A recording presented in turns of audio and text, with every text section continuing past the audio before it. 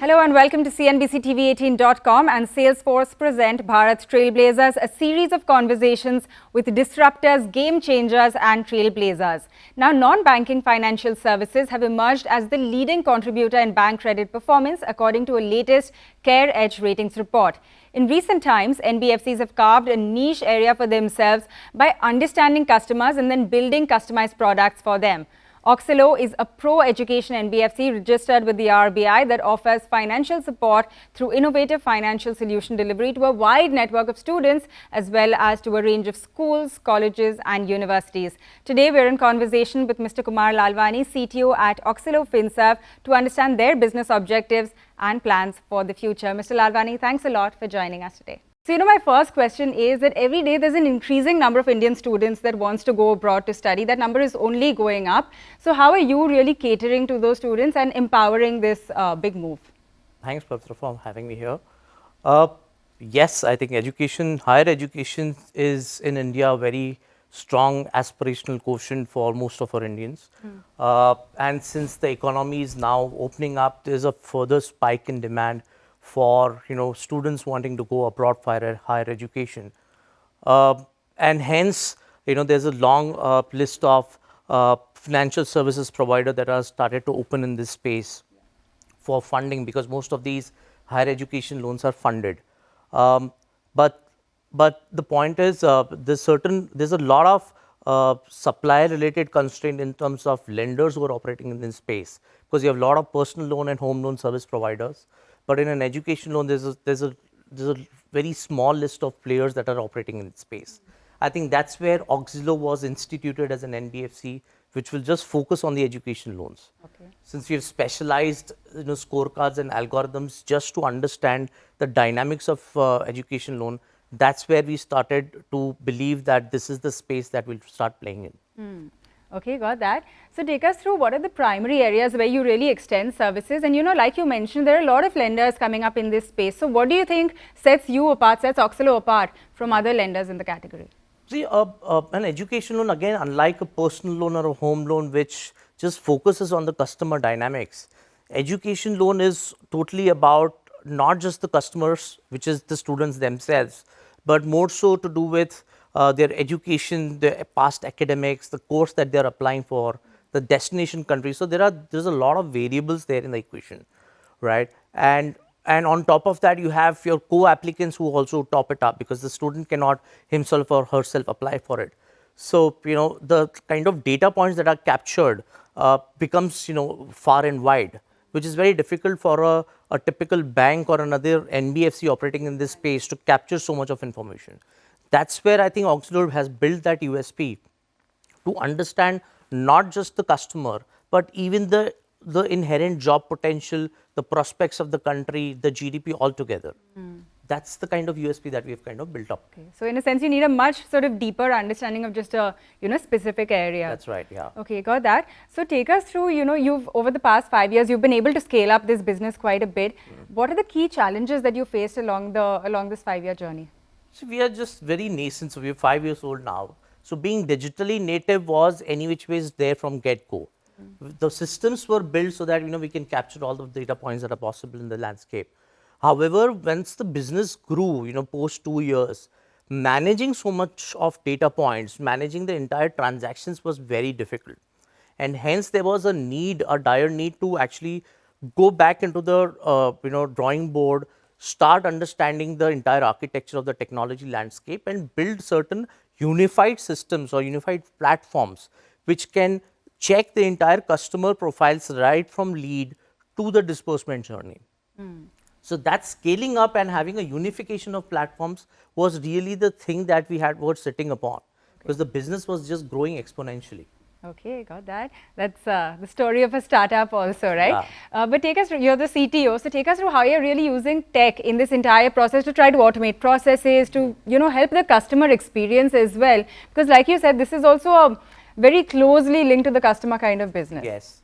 So we improvise a lot on campaigns. Now these are kind of loans which are not really demanded. The prime objective of a higher education is getting an admission, to the universities abroad. So a financial sanction just becomes a part of it, because it's a very important step. So what we do is we devise out customer campaigns and we target certain segments by which we know we can really get these things moving, right? Initially, it were more generic campaigns where we used to be nurture the leads, but now when we built in, Salesforce as a unified platform, we started building dynamic campaigns. What I mean by dynamic, it's more of deciding the priorities in terms of destination countries, in terms of the course. Now there are certain STEM courses which are to do with science and technology and engineering. So we direct the campaigns there.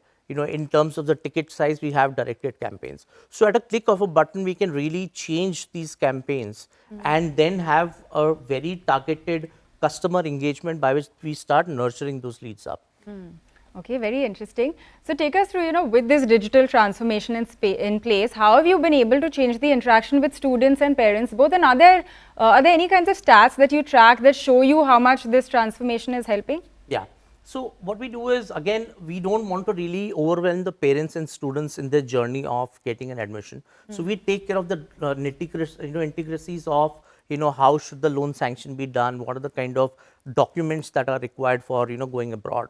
So we also devised the very, industry first tamper-proof sanction letter, which has a QR code which can really be, scanned by a visa agency or even the universities abroad to, find out that this is genuinely a student, because there are too many, frauds that really happen. So we build those kind of technology levers. On top of that, from a service angle, because most of these guys are, sitting abroad, so for them calling on an 1-800 number is difficult. So with with Salesforce Service Cloud, we build those kind of journeys inherently, whereby the basic things like getting an interest certificate or a statement of account becomes like a millisecond tag.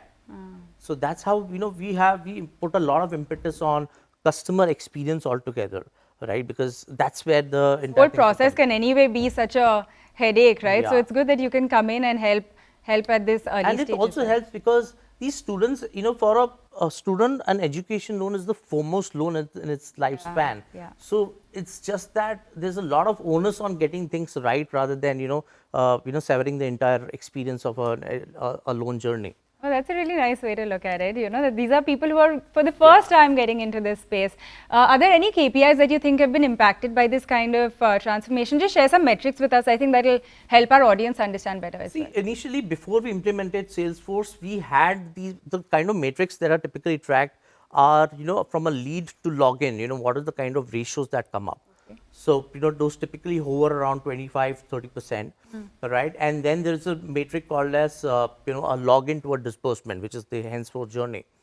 Now, with so many systems that we had, mushrooming across, getting access to real-time metrics, calculations, tracking, and improvising was just not possible, right? All we could do is do it post facto when we find out, hey, that, we lost the business or we could have added more advantage.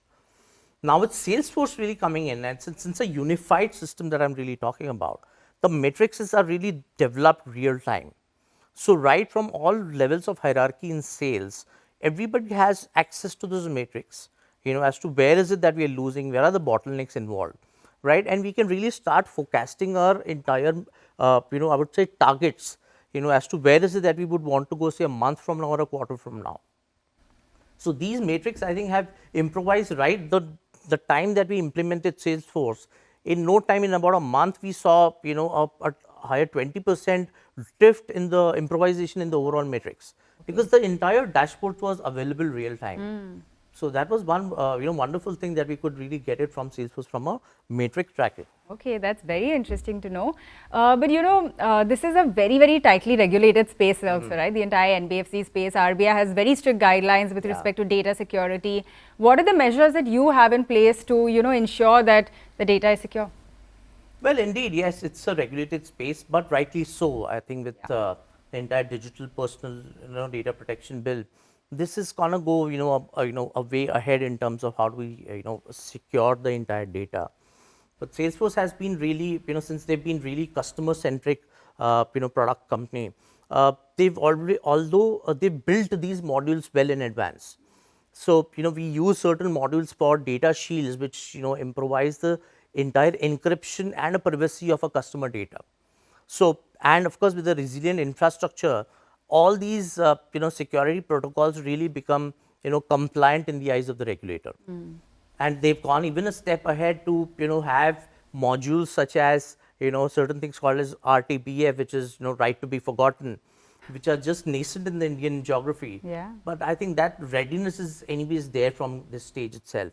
So I think from a overall regulator, compliance and security both put together, these really become compliant. Okay, and also this inspires more trust, right, in anyone applying, right, yeah. applying through your platform as well. But take us through, you were mentioning how Salesforce has been key in sort of automating a lot of the processes. It has helped you in that respect as well. Why did you pick Salesforce over the others? What makes it stand out? In the financial services space, having an entire single lens tracking of the leads in the funnel is imperative. And Salesforce being a unified platform wherein you can just build use cases, it actually becomes a natural progression for players like us in the financial services space to have the loan origination systems being built on Salesforce. So, and it's irrespective whether it's the biggest of all banks or the smallest of all players like Auxilo. It really suits the entire bill that we can. It's all on the innovation that a player can really build in and build those journeys up. So hence Salesforce was really, a no-brainer, and then since we had to have a robust and a scalable platform, I think that's where Salesforce really comes into play rather than having multiple products being built into the ecosystem. Yeah, okay, that would make sense.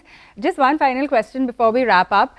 You've spoken about tech, about transformation. These have been the buzzwords across the industry. But take us to where you see yourself and what is the journey that you envisage for yourself in, say, the next 5 years?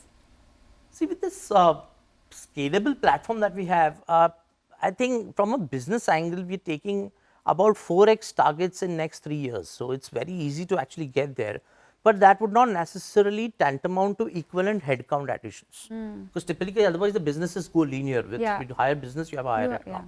But with such unified platforms, I don't need to really have addition in the headcounts, the way my business scales up. So it's a different mechanism.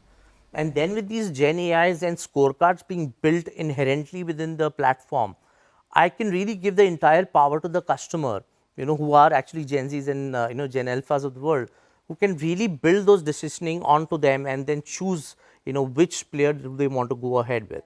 So hence we would want to become a lender of choice in this industry and then, work in that direction that not just in terms of business target, but in terms of CX, we should all be there.